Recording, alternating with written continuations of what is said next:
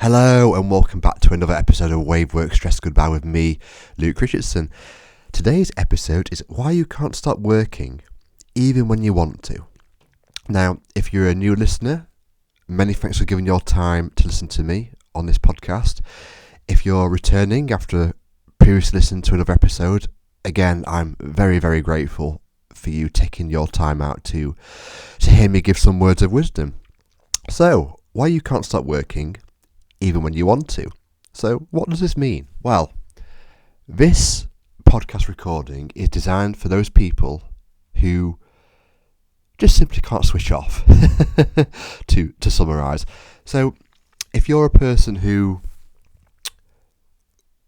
feels that they are married to the job, so maybe you're one for working on your lunch breaks, or maybe you're one for working in the evenings or the weekends, or maybe you're that person who's on holiday and can't resist opening the laptop and your spouse, your wife and husband are giving you dagger eyes and rolling their eyes at you with disapproving looks because they know who you are and know you can't switch off even though you're meant to be relaxing with them.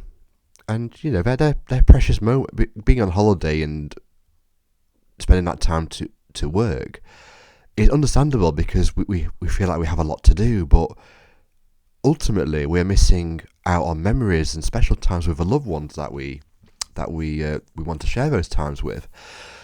Now,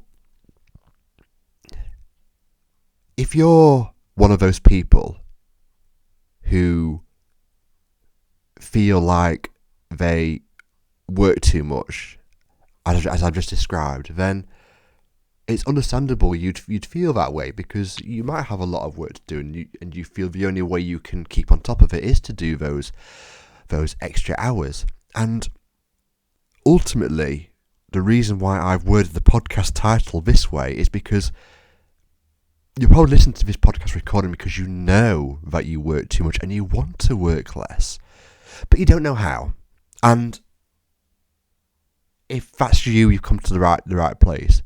Because I'm not going to give you 10 tips to work less like you'll see on LinkedIn or, 5 ways to manage your work while you're on holiday. No, this is not what this podcast is about. As I've explained on previous episodes, this podcast is about helping you see life for what it really is, how life really, really works, so you can flourish, thrive, and be the best version of yourself. Personally and professionally. Now, let me tell you a story about me, about this sort of thing. So I was a project manager for 7.5 years. You might be aware of that already, you might not be. And at that company, I was there for I was a project manager for 7 years, and I was at the company for 13.5 years. So I started off doing technical support in the call centre for about over a year. Then I moved on to some more administrative duties, so managing orders and first seeing to the end. And then I got into project management. Now, I like to tell you it was an easy ride of getting there, but it wasn't. I had to, I felt I had to prove myself. I felt I had to, stay that little bit later to show the boss and my boss's boss that, I was up for the tasks. I check my phone at weekends. I check my phone in the evenings. I made sure people were aware if they needed me, they could get hold of me. I wasn't so bad on annual leave, to be fair to myself. When I was on annual leave, thankfully, I did tell myself I need to switch off. I did turn my phone off. I didn't make sure people knew I'd be unavailable. But I know people who are in high flying careers, very successful professionals, aren't all like that. They do make themselves available on holidays. And once upon a time, I was one of those people a little bit. And looking back, now I know how life really works. I don't regret it. What happened, but at the same time, I do ask the question to myself: did I really need to do all those things? And maybe that's what you're hoping for on this podcast. Maybe you're seeking some knowledge of do you really need to do the things you're doing? Do you really need to check emails in the evening? Do you really need to spend time working at the weekend when you could be spending time with your wife, husband, or your children?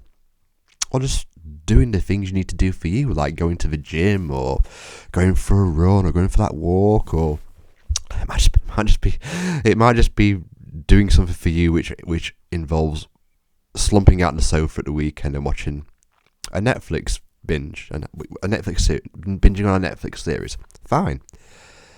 But the illusion of life might be getting in the way of all of that. Now, as I say, I was once upon a time very much like that. I did do all those things I've described. And let's go deep now. Let's go deep into how life is really worked for me, for you, for everyone we know, and for everyone around the world, whether they know it or not. Even Hollywood A-list stars experience life like this, not just me and you. We all just don't know it. And life is an internal game, an internal job. You might have heard me say this before in previous episodes, but this might be the first time you're hearing it. If it's the first time you're hearing it, I just want your mind to go completely blank right now, to take in what I'm saying. Human beings, we humans, create our own experience through thoughts, through thinking, internally within us. And it's funny, isn't it? Because we have been brought up since a young age to not see it that way. We've been brought up from a young age to believe that if something happens out there, then it dictates what happens inside of here. She said this and made me feel that way. He said that and made me feel that way. The boss was being grumpy today and it made me feel that way. I've got all this work going and it makes me feel that way. You get it? You get what I'm talking about with stuff like that? When actually, turn the tables with that, because we're the ones who create those thoughts and feelings, irrespective of what's going on in the outer world. Now, when we truly see that, not a seeing as in, oh yeah, that sounds a good philosophical view, like I'll turn it on board and then go off and do your daily business. No, really see it for yourself. Take today to really see what's really going on behind the scenes of all of this. Because it's shocking how much we don't know. Even me right now and other people that talk about this understanding. We're all human and we all fall for the humanity of life. And it's not our fault. That's being human. When we are saying those things are affecting us outside of there, that's us being a human. When really all we are is spiritual beings having a human experience. I can't remember who said that quote. It's not me. I'm not going to take credit for it, but it's a beautiful one. We are all really spiritual beings having a human experience. We just don't know it. I'd love to know who said that quote. I'll find out, and if I do find out, I'll put it in the description of the episode. But let's talk about now why I do this, why I talk about the inside understanding. Well, I'll talk about this on future episodes, but it was a guy called Syd Banks who, back in the 1970s, had this enlightened experience. Now, I won't go into it too much because I can't give the story much justice, but I'll put a link in the description of this episode. But Syd, back in the 1970s, had an insight into all of this. And not just a half-arsed, oh yeah, that was a good insight I had, and then carried on with the rest of his life. He had a really deep insight into what was really going on for him and for all of us. And it changed the course of psychology for him and for the world forever. And people like me, people like, Michael Neal, people like George Pransky, Dick Bettinger, and other inside out speakers, and other inside out psychology speakers around the world are continuing this message. And Syd basically, as I say, changed the course of psychology. Why? because it changed the way psychology was done. Rather than look for excuses and rather look for, things outside of us and going back in the past and moving to the future, it kind of made things more simpler. And it's that simplistic we still miss it today. And Syd's discovery was really, really important, because without it, I probably wouldn't be doing these podcast recordings with you.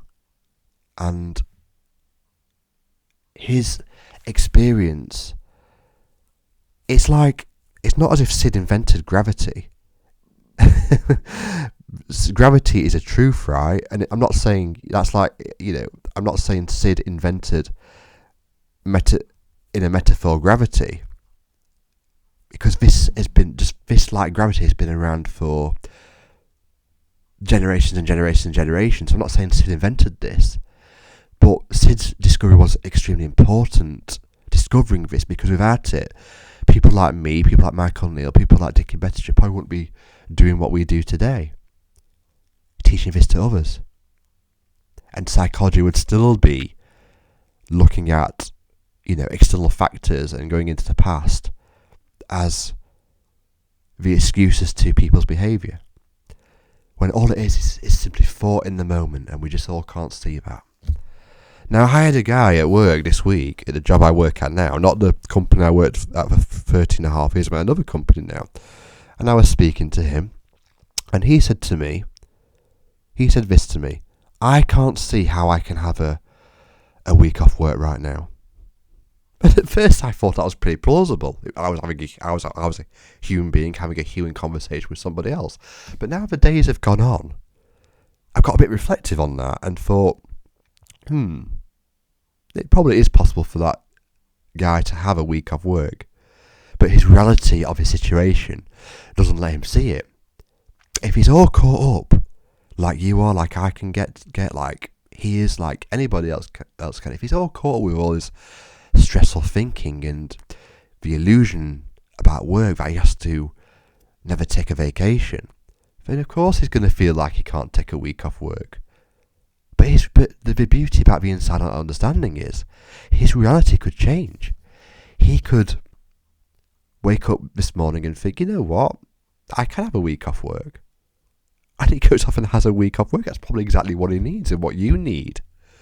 But because of the thinking we bring to the table, we just simply don't see that. Food for thought, yeah? So if you're someone who, like my colleague, who just cannot switch off before, after weekends and on holidays, then really see this. Because when you really see this deeply, you can take a little step back. Even if it's just a small one, it could make the world of difference. And as your understanding of this grows deeper and deeper and deeper, the illusion of not being able to take a holiday because you feel like you can't gets weaker and weaker and weaker. I hope you enjoyed this one. I'll see you on the next one. Follow me for more. Follow my Instagram page for more snippets. I've got a LinkedIn page now, and I've got a YouTube channel as well. So if you want more, by all means, follow on all these platforms: Spotify, YouTube, LinkedIn, and Instagram. I've also got a free PDF coming if you're interested. And if you want to get hold of that, then just give it a few more days, because I'm going to be promoting that PDF on Instagram and LinkedIn over the next few days. So I'll give you more information on the next episode. But if you want to know about it before that time, then just follow me on Instagram, follow me on YouTube, follow me on LinkedIn, and I'll give you all the details in there. On to the next one, and remember, it's okay. Just take a break now and then. Talk soon. Bye bye, guys. Bye bye.